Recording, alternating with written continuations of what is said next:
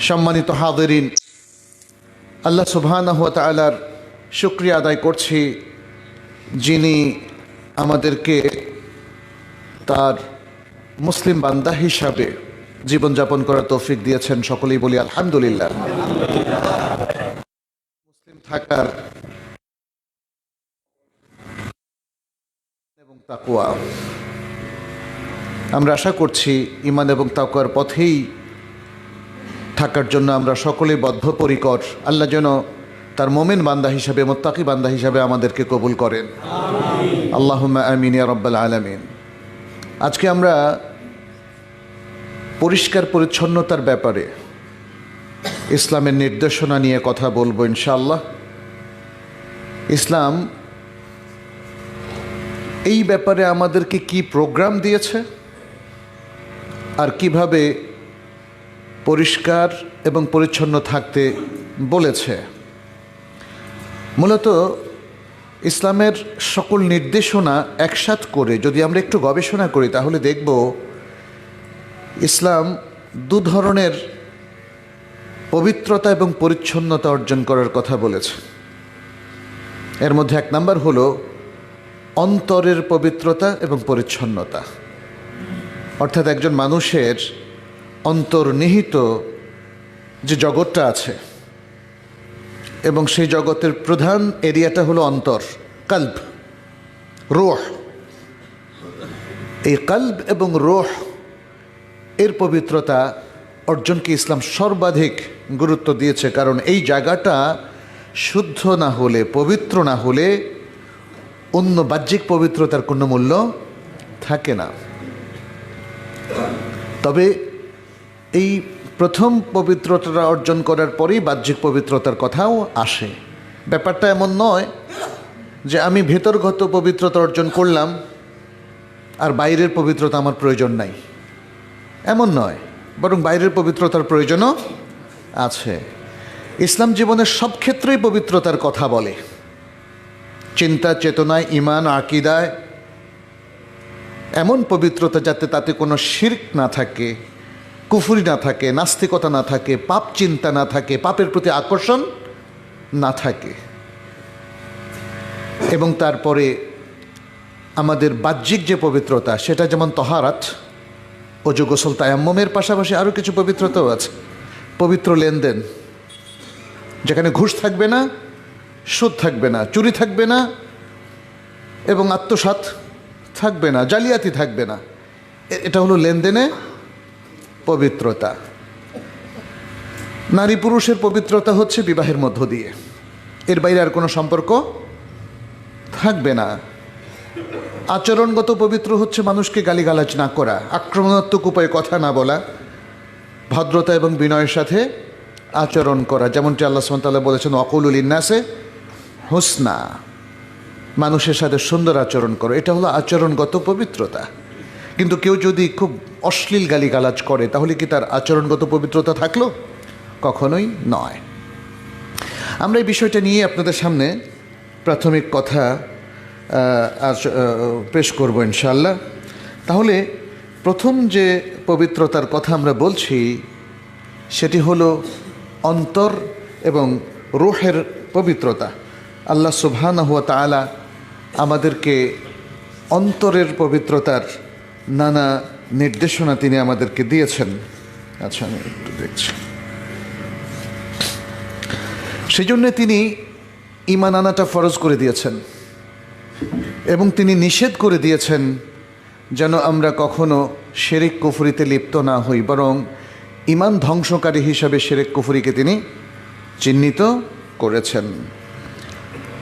আমরা আমাদের অন্তরের উপরে যত ব্যাধি আছে সেই ব্যাধি থেকে মুক্ত করা, অন্তরকে মুক্ত করাকে অন্তর পবিত্রতা হিসাবে অভিহিত করব। অন্তরের ব্যাধির মধ্যে একটা হচ্ছে নেফাক, অন্তরের ব্যাধির মধ্যে আরেকটা হচ্ছে আল্লাহর যে কোনো বিধানের ক্ষেত্রে সন্দেহ পোষণ করা, আল্লাহর বিধানের চাইতে অন্য কোনো বিধানকে প্রাধান্য দেওয়া। এগুলো সবই অন্তরের ব্যাধি। যেমনটি আল্লাহ সুবহানাহু ওয়া তাআলা বলেছেন ফি কুলুবিহিম মারাদুন ফাযাদাহুমুল্লাহু মারাদা, তাদের অন্তরে রয়েছে ব্যাধি আর আল্লাহ সে ব্যাধি বাড়িয়ে দিয়েছেন। যদি কেউ অন্তরের ব্যাধির চিকিৎসা না করে, অন্তরের রোগটা বাড়বে না কমবে? বাড়বে। এই রোগের মধ্যে যদি আমরা কেউ আক্রান্ত হই, আমাদের উচিত হচ্ছে খুব দ্রুত এর চিকিৎসা করা, মানে অন্তরকে পবিত্র করে ফেলা। অন্তর পবিত্র হয় যখন আমাদের ঈমান পরিপূর্ণ হয়। অন্তর পবিত্র হয় যখন আল্লাহর তাওহীদের পরিপূর্ণ নলেজ আমরা অর্জন করি। অন্তর পবিত্র হয় যখন ঈমানের যে রোকনগুলো আছে সেগুলো সম্পর্কে পরিপূর্ণ জ্ঞান অর্জন হয়। আর যদি অসম্পূর্ণ জ্ঞান থাকে অথবা ভুল জ্ঞান থাকে, তাহলে অন্তর অপবিত্র হয়। এর অনেক উদাহরণ আছে। আল্লাহর যে আসমা সিফাত আছে সেগুলো সম্পর্কে আমাদের পরিপূর্ণ জ্ঞান থাকতে হবে, ক্লিয়ার জ্ঞান। আল্লাহ কোথায় আছেন, আসমানে না জমিনে, এই সম্পর্কে আমাদের জ্ঞান ক্লিয়ার থাকতে হবে। তা না হলে তো আপনার অন্তর কলুষিত হয়ে যাবে ভুল জ্ঞানের কারণে। আল্লাহ নবী সাল্লাল্লাহু আলাইহি সাল্লাম তিনি গায়েব জানতেন কি না, তিনি বারাকা দিতে পারেন কি না, তাই না? এই যে মানুষের মধ্যে অনেকের ধারণা হচ্ছে আল্লাহর কিছু গুণ তার নবীরও আছে। যেমন অনেকে বলে আল্লাহর জাতি নূরের তৈরি তিনি, বলে ইয়াদু বিল্লাহ। তাহলে এতে অন্তর অপবিত্র হয়, এতে অন্তর অপবিত্র হয়। অন্তর পবিত্র হয় যদি আপনি সঠিক জ্ঞানটা অর্জন করতে পারেন। গায়েব জানেন না কল্লাই বলছি। তাহলে ঈমানের যে গুরুত্বপূর্ণ বিষয়গুলো আছে এগুলো সম্পর্কে সঠিক জ্ঞান অর্জন করলে অন্তর পবিত্র হয়। মুশরিকদের অন্তর পবিত্র ছিল না, তারা আল্লাহর ফেরেশতাদেরকে কি বলতো? আল্লাহর কন্যা বলতো। সুতরাং ঠিক একইভাবে আজকেও যদি কোনো মানুষ আল্লাহ, তার রাসূল সাল্লাল্লাহু আলাইহি সাল্লাম, তার ফেরেশতা, জান্নাত জাহান্নাম, আখিরাত কিংবা তাকদীর সম্পর্কে সঠিক জ্ঞান অর্জন করে না, ভুল জ্ঞানের মধ্য দিয়ে চলে, তাহলে এই ভুল জ্ঞানের কারণে তার অন্তর অপবিত্র হয়। ঠিক যেমনটি যখন কেউ রোগাক্রান্ত হয়, ভুল ট্রিটমেন্টের কারণে যেমন তার শরীর আরোগ্য লাভ করে না, বরং উল্টো আরও নানা রকম ব্যাধিতে আক্রান্ত হয়ে পড়ে, তাই না?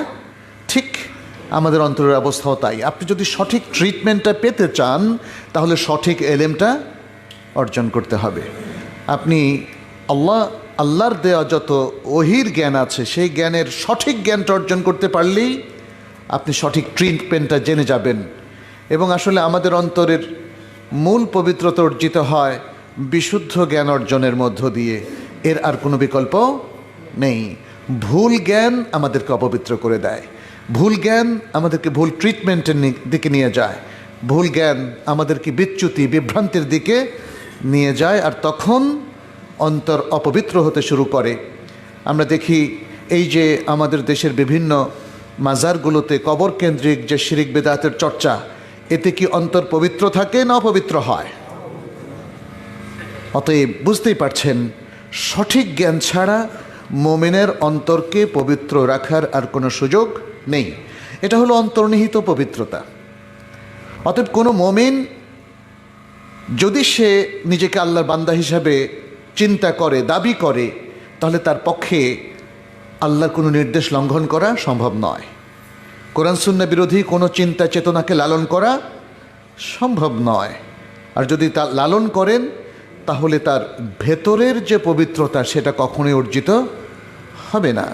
যদি কেউ মনে করেন যে তিনি ইসলামের অনেক কিছুতে বিশ্বাস করেন না, তিনি কোরআন এবং সুন্নাহর শ্রেষ্ঠত্বে বিশ্বাস করেন না, যদি কেউ মনে করেন যে তিনি শরিয়া আইনে বিশ্বাস করেন না, তাহলে এটা হলো অন্তরের অপবিত্রতা।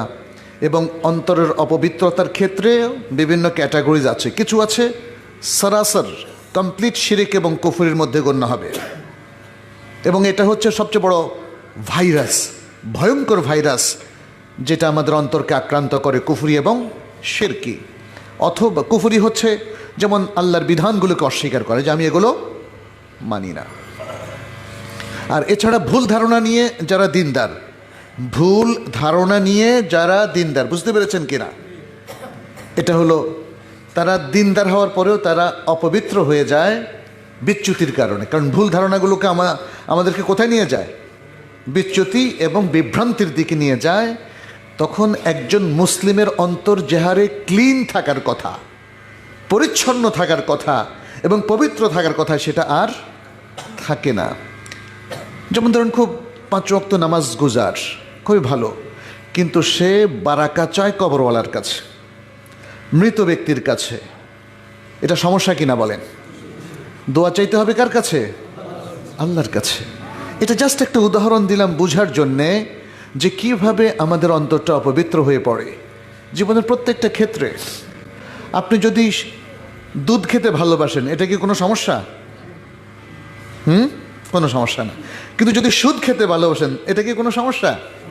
অবশ্যই সমস্যা, অবশ্যই সমস্যা। আপনি যদি গোশ খেতে ভালোবাসেন, এটা কি কোনো সমস্যা?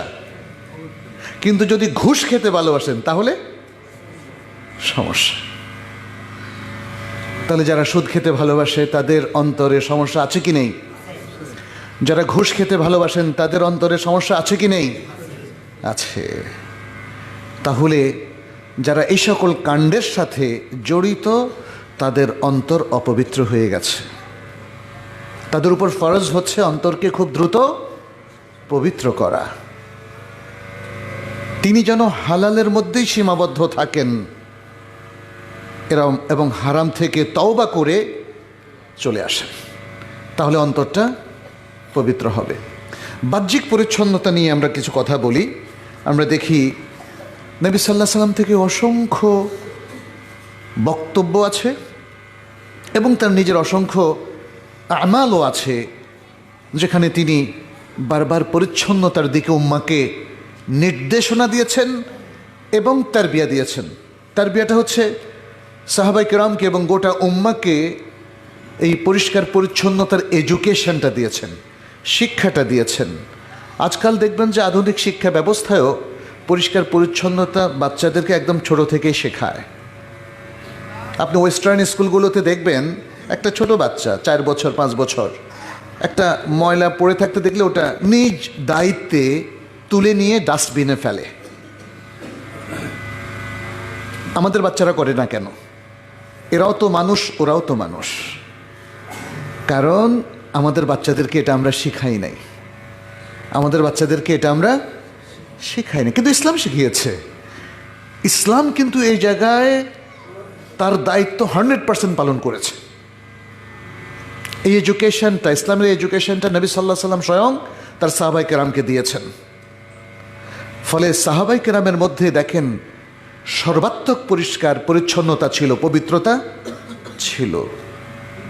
যারা কিছুকাল আগে হেন কোনো খারাপ কাজ নাই যাতে তারা অভ্যস্ত ছিলেন না, সব খারাপ কাজে অভ্যস্ত ছিলেন, সেই তারাই রাসূল সাল্লাল্লাহু আলাইহি সাল্লামের কাছ থেকে এডুকেশন এবং শিক্ষাটা পেয়ে পৃথিবীর সবচেয়ে পবিত্র জেনারেশন হয়ে গেলেন। হয়েছেন কিনা?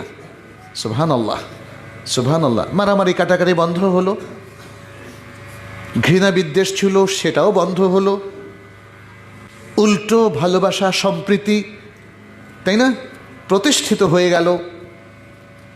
ত্যাগ তিতিক্ষা, নিজের স্বার্থের উপর সমাজের আরও সবার স্বার্থকে প্রাধান্য দেওয়া শুরু হয়ে গেল। তাইলে দেখেন কি চমৎকারভাবে গোটা সমাজ ব্যবস্থা, গোটা সমাজ পবিত্র হয়ে গেল।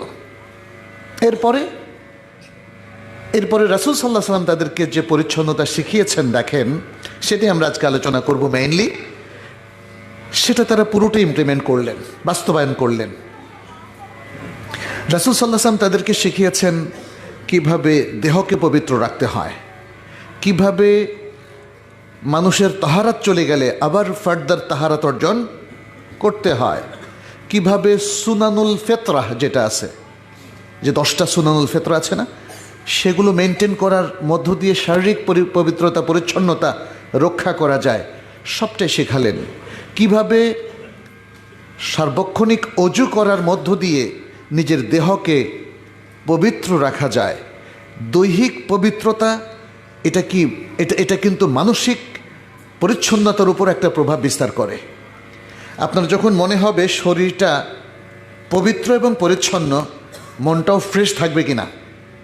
আর যখন মনে হবে আপনার দেহে কোনো নাজাসাত লেগে আছে, আপনি অপবিত্র অবস্থায় আছেন, দেখবেন যে সেটা আপনার মনের উপরও একটা প্রভাব ফেলবে। আপনার কাছে মনেই হবে, আমার মনে হয় কোনো কাজে হাত দেওয়া ঠিক না, এখন মনে হয় খাওয়াটা ঠিক হবে না, একটু ফ্রেশ হয়ে নেই, একটু পরিচ্ছন্ন হয়ে নেই। এতেই বোঝা যায় যে বাহ্যিক পরিষ্কার পরিচ্ছন্নতা কতটা জরুরি। আপনি যেখানে থাকেন তার চারপাশে যদি ময়লা থাকে, দেখবেন যে আপনার মন ভালো লাগবে না।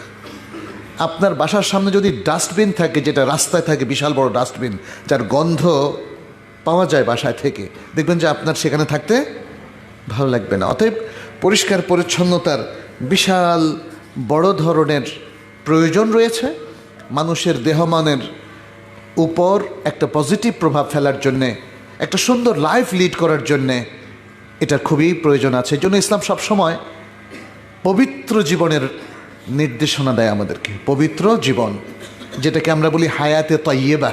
হায়াতে তয়্যেবা মানে কি? পবিত্র জীবন। পবিত্র জীবন সব দিক থেকেই আমাদের পবিত্র জীবন। আমি কিছু হাদিস থেকে আপনাদেরকে আলোচনা শোনাই।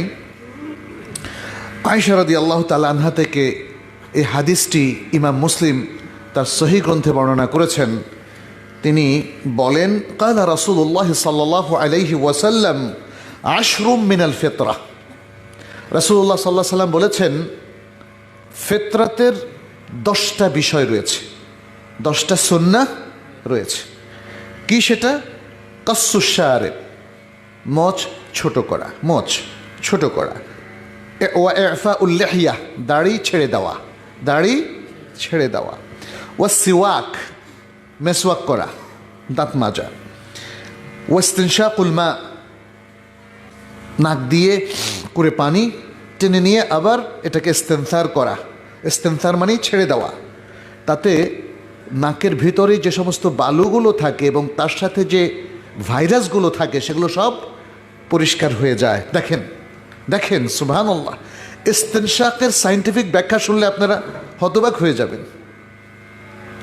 আমাদের দেহে যে কয়েক মাধ্যমে ভাইরাস ঢুকে তার মধ্যে নাক হলো একটা। এবং এই জন্য দেখেন আল্লাহ সুবহানাহু ওয়া তাআলা একটা প্রোটেক্টর হিসাবে এখানে কিছু চুল দিয়ে দিয়েছেন। যারা নাকের চুলগুলো বের করে ফেলেন, উঠায় ফেলেন, এটা কিন্তু ভুল হচ্ছে। কারণ এগুলো আপনার নাকের ভেতরে বালু যেতে বাধা দেয়। এগুলো বালুকে তার নিজের দেহে বহন করে। যখন আপনি ওজোর সময় ইস্তেনশাক করবেন আর ইস্তেনসার করবেন, দুটো জিনিস, ইস্তেনশাক এবং ইস্তেনসার। একটু পানি দিয়ে টেনে নিয়ে আবার সেটাকে বের করে দেওয়া। টেনে নেওয়াটা হলো ইস্তেনশাক আর বের করে দেওয়া হলো ইস্তেনসার। সায়েন্সও বলে এটা হচ্ছে সবচেয়ে best way to remove the virus, ভাইরাসগুলোকে দূর করার জন্যে এবং নাকটাকে পরিপূর্ণ পরিচ্ছন্ন করার জন্য, ভাইরাস মুক্ত করার জন্য। দেখেন তাহলে ইসলামিক অজুটা আপনাকে যদি শুধু তহারাত উপহার দিচ্ছে সালাতের জন্য, ব্যাপারটা শুধু তা না, বরং আপনার স্বাস্থ্যবিধির পরিচ্ছন্নতারও এটা একটা অংশ। এটাই হলো ইসলামিক পদ্ধতিগুলোর এক্সেপশনাল দিক, যে একদিকে এটা ইবাদা, অন্যদিকে এটা জীবনকে সুন্দর করে, জীবনকে পরিচ্ছন্ন করে, জীবনকে পবিত্র করে। ওয়াকাসুল আযফার, এবং নখ কাটা। নখ কাটাও কিন্তু স্বাস্থ্যবিধির অংশ। যারা নখ বড় বড় করেন, ময়লা জমে কিনা, তখন ডান হাত দিয়ে খাবেন কি করে, তাই না? ওয়াগাসলুল বারাজেম, বারাজেম হচ্ছে এই যে আঙ্গুলের এই গিরাসমূহ, এগুলো ধৌত করা। আঙ্গুলের গিরাতে অনেক সময় এই যে দেখেন এখানে অনেকগুলো খাঁজ আছে, এগুলো ভালো করে ধৌত করা। ওয়ানাতফুল ইবত, বগলের চুল উপড়ে ফেলা। ও হালকুল আনা, নাভির নিচে চুল পরিষ্কার করা। ওয়ান্তাকাসুল মা, ইন্তাকাসুল মা মানে হচ্ছে ইস্তেঞ্জা, ইস্তেঞ্জা করা, বাথরুম করে পানি নেওয়া, এটা হলো ইস্তেঞ্জা, বাথরুম করে পানি নেওয়া।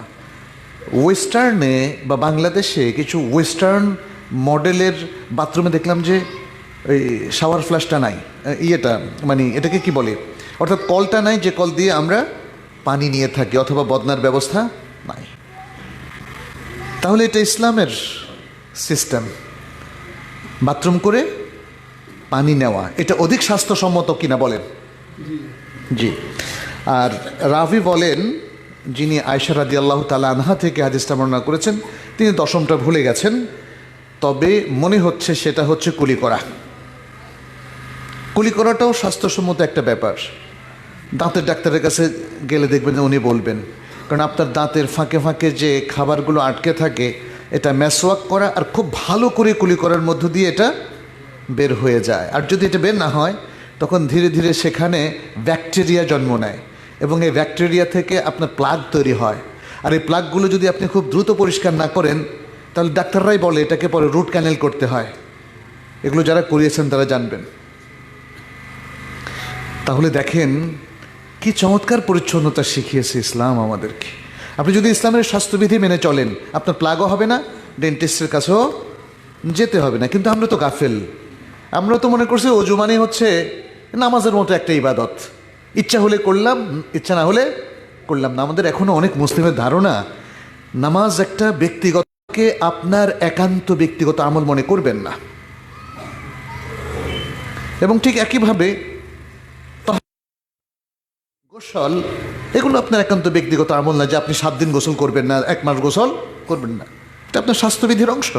আপনি যদি সুস্থ থাকতে চান শারীরিক এবং মানসিকভাবে, তাহলে আপনাকে এই ফেতরাতের বিষয়গুলো মেনে চলতে হবে। আচ্ছা,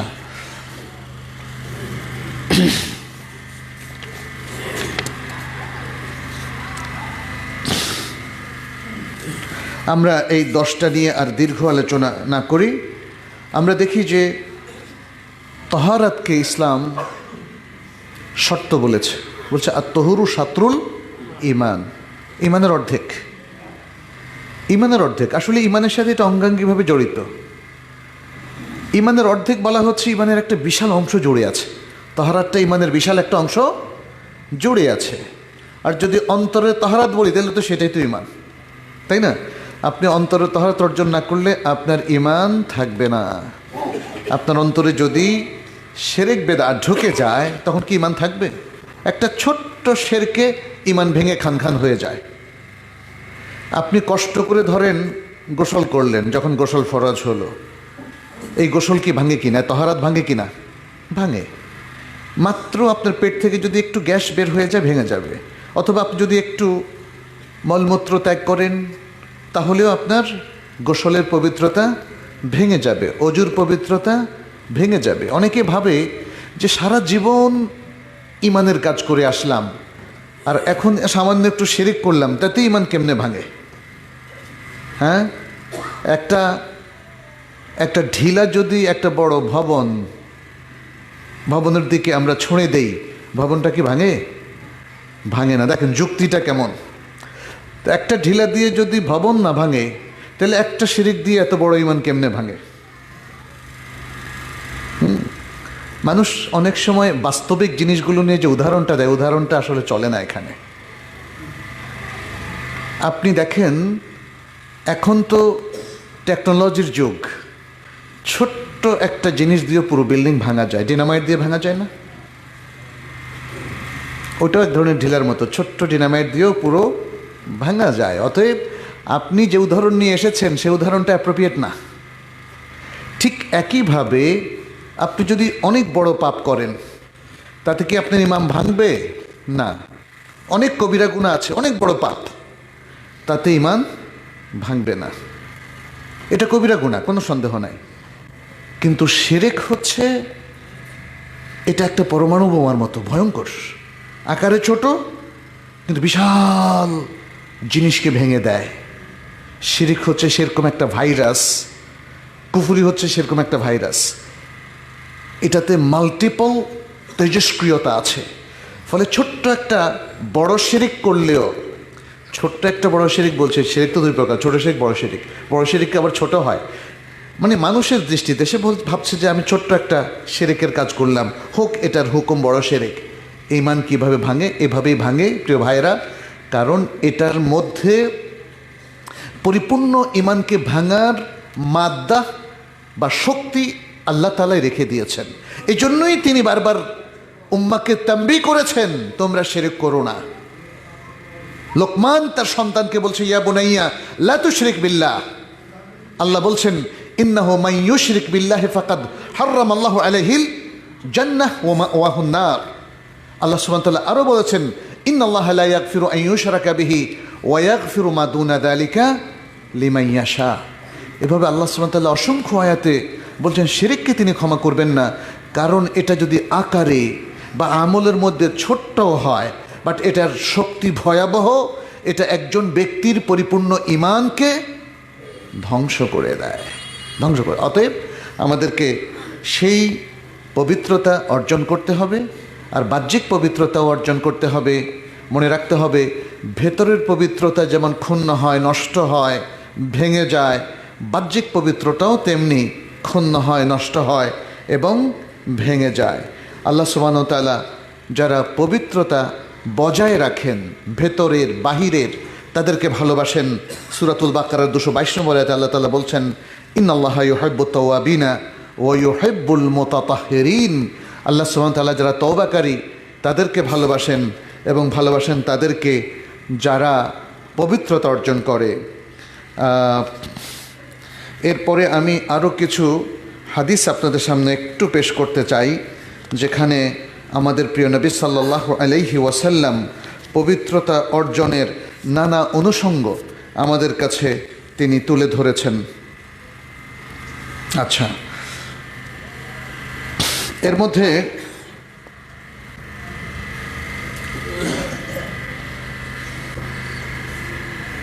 আমি যেগুলো সহিহ হাদিস শুধু সেখান থেকেই বলছি। এর মধ্যে কোরআনের আরেকটা আয়াত সূরা মুদ্দাসসিরের মধ্যে আল্লাহ সুবহানাহু ওয়া তাআলা বলছেন, ওয়া থিয়াবাকা ফাতাহহির, ওয়া থিয়াবাকা ফাতাহহির, তোমার কাপড় চোপড়কেও পবিত্র রাখো। আচ্ছা,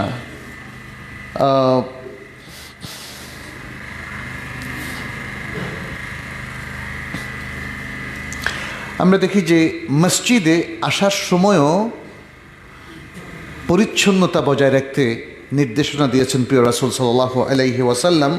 সহিহ বুখারীর একটা হাদিসের মধ্যে এসেছে, নবী সাল্লাল্লাহু আলাইহি সাল্লাম বলেছেন, এটা জাবির ইবনে আব্দুল্লাহ রাদিয়াল্লাহু তাআলা আনহু থেকে বর্ণিত হাদিস। নবী সাল্লাল্লাহু আলাইহি সাল্লাম কি বলছেন, মান আকালা সাওমান আও বাসালান, যে রসুন খায় অথবা পেঁয়াজ খায়, অর্থাৎ কাঁচা রসুন কাঁচা পেঁয়াজ, গন্ধ থাকবে কিনা মুখে, বলছেন ফালিয়াতাজিলনা, সেজন্য আমাদের থেকে একটু আলাদা হয়ে যায়। কাঁচা রসুন কাঁচা পেঁয়াজ খাওয়া নিষিদ্ধ নয়, কিন্তু খেয়ে আপনাকে মেসওয়াক করতে হবে, দাঁত মাজতে হবে, যাতে সেই গন্ধটা না থাকে। এই যে জুমার দিন যারা আসেন তাদের প্রত্যেককে শুধু অজু করলেও চলবে না। আমরা দেখি যে গোসলের, জুমার দিন গোসলের অনেকগুলো হাদিস আছে না? এর কারণটা কি? কারণ আমাদের ভাইদের মধ্যে অনেকেই আছেন যারা হয়তো কায়িক পরিশ্রম করেন, অর্থাৎ দৈহিক পরিশ্রম করেন, ফলে তাদের শরীর ঘর্মাক্ত হয়। গোসলে সে ঘামের গন্ধগুলো চলে যায় না? চলে যায়। এবং নবী সাল্লাল্লাহু আলাইহি সাল্লাম বলছেন, এরকম জামায়াতের মধ্যে আসতে হলে মুখের গন্ধ দূর করে আসতে হবে, আর যদি মুখের গন্ধ দূর না করতে পারেন তাহলে আলাদা থাকবেন। মুখের গন্ধ তৈরি হয় কেউ যদি কাঁচা রসুন খান অথবা কাঁচা পেঁয়াজ খান। হাদিসে এটা এসছে, মান আকালা সাওমান আও বাসালান ফালিয়াতাজিলনা আও লিয়াতাজিল মসজিদানা। আরেকটা বর্ণনা এসছে, সেজন্য আমাদের মসজিদ থেকেও একটু দূরে থাকে, কারণ মসজিদে বিশিষ্ট ব্যক্তিবর্গ, মুসল্লি সবাই বিশিষ্ট। ইসলামের দৃষ্টিতে মুসল্লি সবাই বিশিষ্ট, ইন্না আকরামাকুম ইনদাল্লাহি আতকাকুম। তাহলে এই ব্যক্তিরা যারা আল্লাহর উদ্দেশ্যে এই মসজিদে প্রবেশ করলেন ইবাদতের উদ্দেশ্যে, তাদের কষ্ট হবে, অতএব তারা যেন মসজিদ থেকেও দূরে থাকে। ওয়ালিয়াকউদ ফি বাইতিহি, এবং সেই জন্য তার বাসায় বসে থাকে। তাহলে বুঝতে পারছেন মুখ পরিষ্কার করা কতটুকু জরুরি। যারা সিগারেট পান করেন তাদের কি অবস্থা? তাদের গন্ধ দূর করতে হবে কি না? দূর করতে হবে। গন্ধ দূর করলে কি সিগারেট পানের যে কবিরা গুনাহ সেটা কি মাফ হবে? মাফ হবে না। সিগারেট পান করাটা হারাম, সিগারেট পান করাটা হারাম। আমাদের দেশের অনেক মুফতি সাহেব তাদের গবেষণায় তারা হয়তো যাই পান না কেন, তারা বলেছেন এটা মাকরুহ, উত্তম। পান না করাটা উত্তম, পান করাটা মাকরুহ। উত্তমের খেলাফটাই হলো মাকরুহ। তাহলে পান করলে কোনো সমস্যা নাই, এটা তাদের ফাতাওয়া। কিন্তু তাহকিকি কথা হচ্ছে, বিশ্ববিখ্যাত অনেক স্কলারের তাহকিকি কথা হচ্ছে সিগারেট পান করাটা এটা হারাম, সারাসার হারাম। অনেক দলিল আছে, সেই দলিল নিয়ে আমরা বিভিন্ন সময় আলোচনা করেছি, আজকে আলোচনা করব না। কারণ এটা যে শুধু মুখে দুর্গন্ধ তৈরি করে তাই না, বরং এটা ক্ষতিকর। সিগারেটের প্যাকেটে এখন কি লেখা?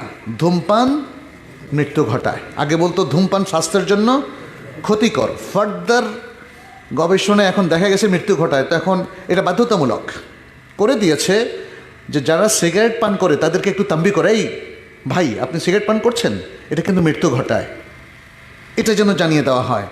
কিন্তু যারা সিগারেট পানে অভ্যস্ত হয়ে গেছেন তারা বলেন মৃত্যু ঘটাক, আরও বেশি ঘটাক, আমি খাবই। ইন্না লিল্লাহি ওয়া ইন্না ইলাইহি রাজিউন। ভাই, সিগারেট এই সমাজের মধ্যে অপরিষ্কার অপরিচ্ছন্নতা তৈরি করে, এর ধোঁয়াটা পরিবেশকে পলিউট করে। কোনো ভাই যদি সিগারেট পান করেন, তার স্ত্রী গর্ভবতী হয়, তার গর্ভের উপরে এটা প্রভাব বিস্তার করে।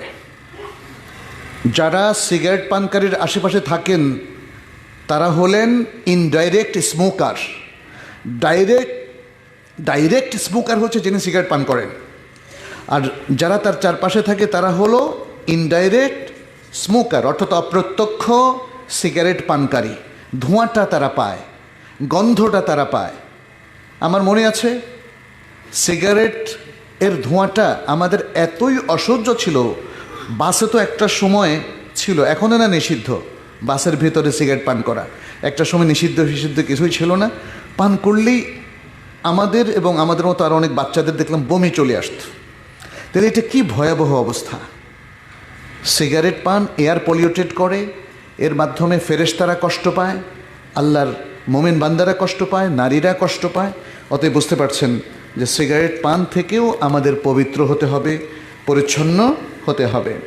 আচ্ছা, এখানে যেটা আমরা বললাম, মানে রসুন এবং পেঁয়াজ এর গন্ধের কারণে নবী সাল্লাল্লাহু আলাইহি সাল্লাম কি কঠিন একটা ফয়সালা দিলেন। তার সময় তো কেউ সিগারেট পান করতো না, যদি করতো তাহলে তিনি আরও কঠিন ফয়সালা দিয়ে দিতেন। আচ্ছা, এরপরে আরেকটা হাদিস দেখেন, সেটি হচ্ছে দেখেন পুকুরের পানি পরিচ্ছন্ন রাখা, যে কোনো ড্রামের পানি পরিচ্ছন্ন রাখা, এটাও কিন্তু ফরজ। ইসলাম দেখেন অনেকে দেখা যায় যে ড্রামের পানি নষ্ট করে ফেলছে, অপবিত্র হাত ঢুকিয়ে ফেলছে, বা অনেকে হয়তো পেশাব করে ফেলছে। এগুলো দেখেন আল্লাহর নবী সাল্লাল্লাহু আলাইহি ওয়াসাল্লাম তাম্বি করেছেন। কি বলেছেন? তিনি বলেছেন, যেমন জাবের ইবনে আব্দুল্লাহ রাদিয়াল্লাহু তাআলা আনহু থেকে বর্ণিত হাদিস সহিহ মুসলিমের মধ্যে, আন্না রাসূলুল্লাহ সাল্লাল্লাহু আলাইহি ওয়াসাল্লাম নাহা আন ইউবালা ফিল মাইর রাকিদ। রাসূলুল্লাহ সাল্লাল্লাহু আলাইহি ওয়াসাল্লাম স্থায়ী পানির মধ্যে প্রস্রাব করতে নিষেধ করেছেন। স্থায়ী পানিটা কি? ছোট্ট গর্তের পানি, বালতির পানি, ড্রামের পানি, কুয়ার পানি, এগুলো স্থায়ী পানি। যদি বেশি পানি হয়, যেমন পুকুর, সেখানে কেউ প্রস্রাব করে দিলে পানিটা পলিউটেড হয় না, যেহেতু অনেক পানি, কিন্তু এটা তো নিষিদ্ধ, এটা নিষিদ্ধ। যেই পুকুরের পানি মানুষ খায়, যেখানে অজু করে, সেখানে কারোর জন্যই জায়েজ নাই যে সে সেখানে মলমূত্র ত্যাগ করবে অথবা মলমূত্রের রাস্তা সেখানে করে দিবে। আমাদের বাংলাদেশে কিন্তু এগুলো আছে। আমরা মনে করি মলমূত্রটা যদি নদীতে ছেড়ে দেই তাহলে আমার জন্য সুবিধা। এমনকি মানুষ মনে করে নদী তো কোথায় পাবো, এখন তো লেক, যে উত্তরার লেকগুলোতে দেখবেন যে পানিগুলো এমন নষ্ট হয়ে গেছে, সবাই কিন্তু সুয়ারেজ লাইনটা ওখানে ছেড়ে দিয়েছে। সুবহানাল্লাহ। পৃথিবীতে মনে হয় আমাদের এই লোকালিটির লোকদের মতো অরুচিকর লোক আর পাবেন না। লেক একটা যদি স্বচ্ছ, সুন্দর, পবিত্র, পরিচ্ছন্ন হয়, আমাদের লাভ না ক্ষতি বলেন তো? মনে হচ্ছে ক্ষতি। তাহলে মানুষ এগুলোকে নষ্ট করে কেন? একটা লেককে সুন্দরভাবে সংরক্ষণ করা কঠিন কিছু না। আমি সুয়ারেজ খাল লেকে দিব কেন? নদীতে ছাড়বো কেন?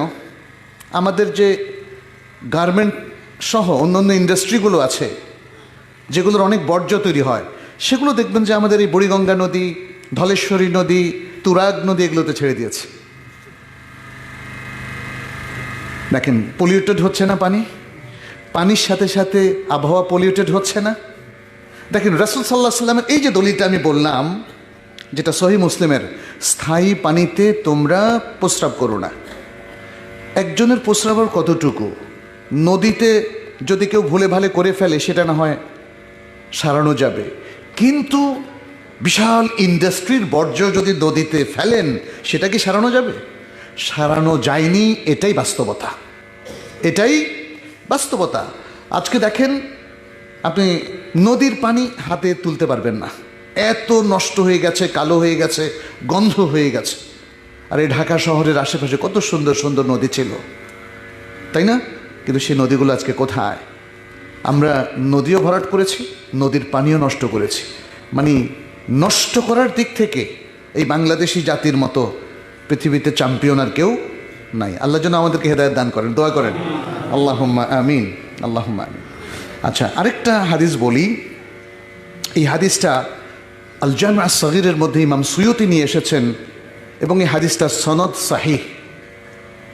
নবী সাল্লাল্লাহু আলাইহি সাল্লাম বলছেন, কি বলছেন? ইত্তাকু আল-লাইনাইন, লানাতপ্রাপ্ত দুটো কাজ থেকে তোমরা নিজেদেরকে বাঁচিয়ে রাখো। লানাতপ্রাপ্ত কাজ থেকে বাঁচিয়ে রাখো। কি? আল্লাযী ইয়াতাখাল্লা ফি তারিকিন নাস আও ফি যিল্লিহিম। দুটো কাজ, যে বাইতুল খালার কাজটা সারে কোথায়? রাস্তায়। দেখেন নবী সাল্লাল্লাহু আলাইহি ওয়াসাল্লামের বলাটাও কত শালীন। আমরা বাংলায় হলে বলতাম যে পায়খানা করে, কথাটা এত সুন্দর না।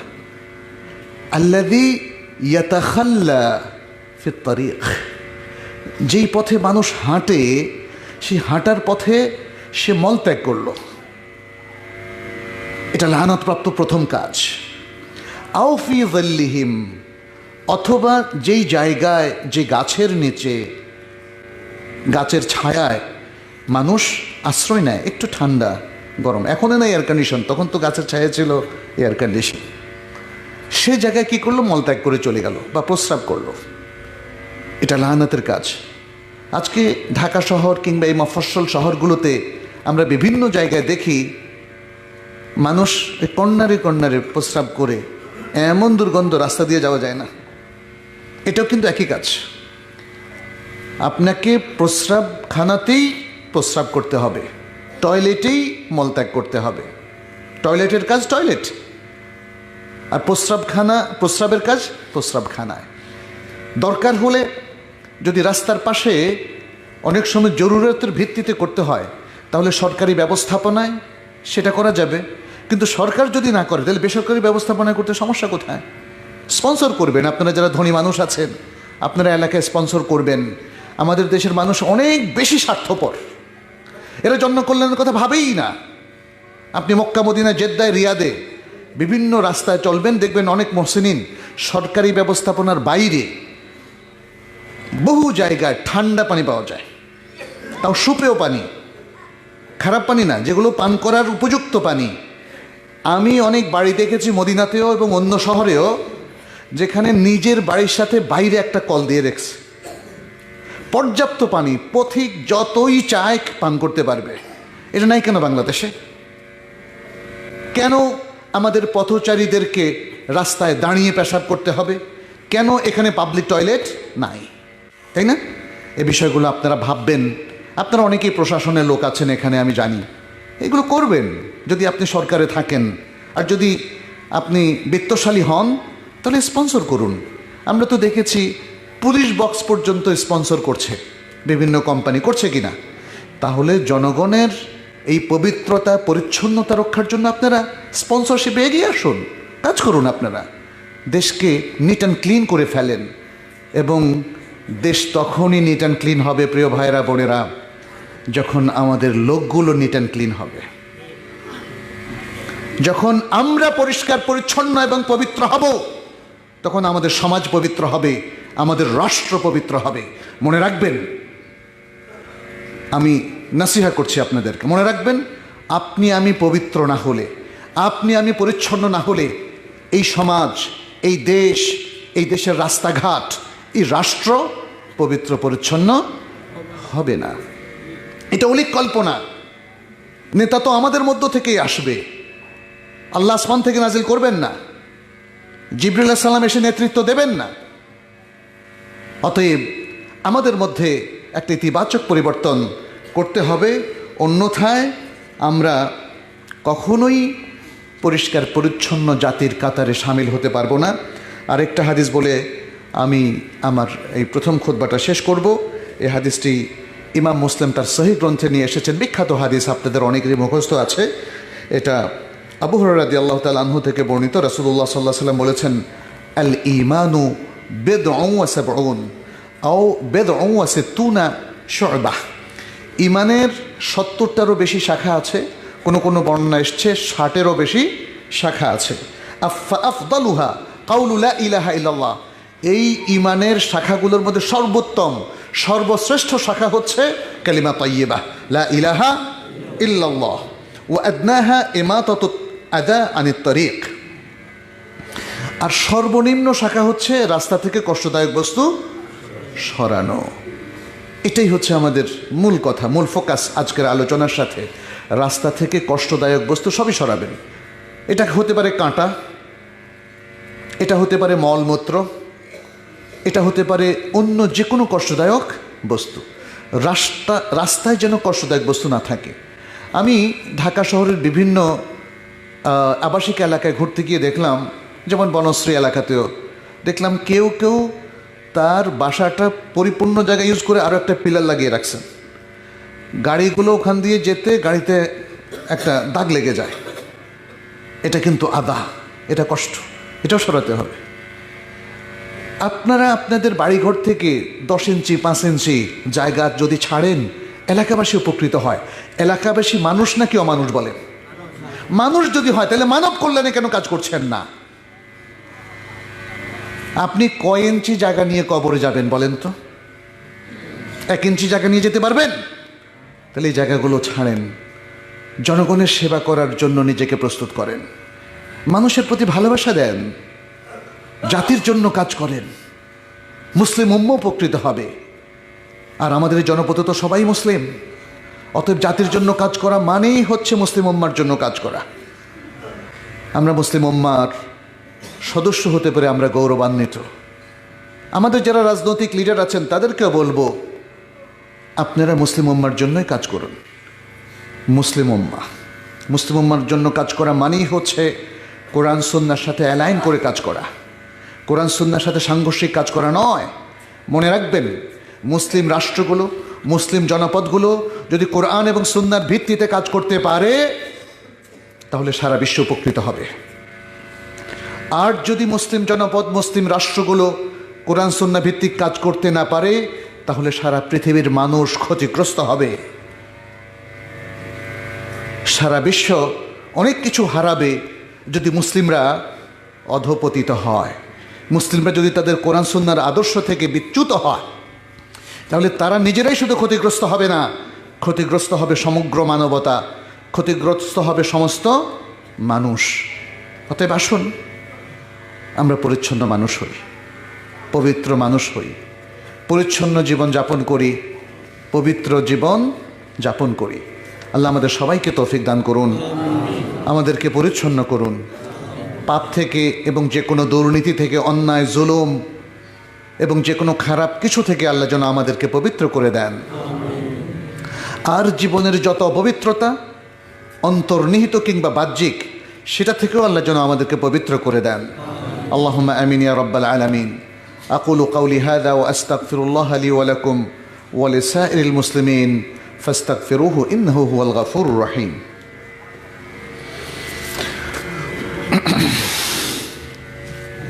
ঠিক আছে।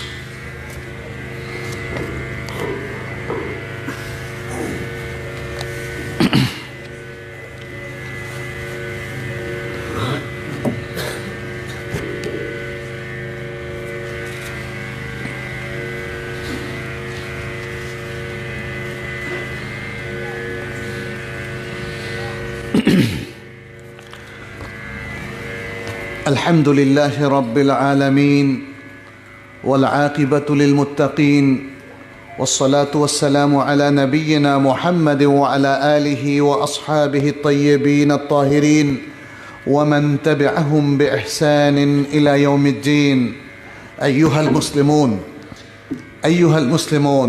اتقوا الله واتبعوا سنة نبيكم وكونوا عباد الله المخلصين وكونوا مع الصادقين نسأل الله سبحانه وتعالى أن يتقبل منا ومنكم صالح الأعمال ويجعلنا وإياكم من عباده المؤمنين المخلصين المتقين إنه ولي ذلك والقادر عليه عباد الله আমরা আল্লাহ সুবহানাহু ওয়া তাআলার শুকরগুজার হচ্ছি যিনি আমাদেরকে তার দ্বীন ইসলামের পথে চলার তৌফিক দিয়েছেন। সকলেই বলি আলহামদুলিল্লাহ।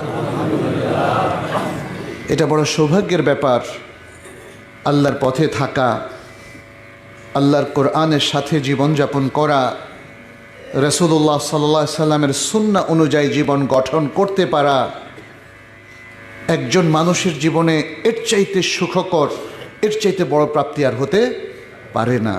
কিন্তু সেই উপলব্ধিটা আমাদের থাকতে হবে। আমাদের সবচেয়ে বড় দুর্ভাগ্য হচ্ছে অধিকাংশ মানুষই এই উপলব্ধিটা থেকে বঞ্চিত। তারা এতই দুনিয়াদারির মধ্যে লিপ্ত, যে কথাটি আল্লাহ সুবহানাহু ওয়া তাআলা বলেছেন আল কোরআনের সূরাতুত তাকাসুরের মধ্যে, আলহাকুমুত তাকাসুরু হাত্তা যুরতুমুল মাকাবির। অবস্থা এমন যে সত্যি কবরে যাওয়ার আগ পর্যন্ত আমাদের আর কোনো ফুরসত নাই।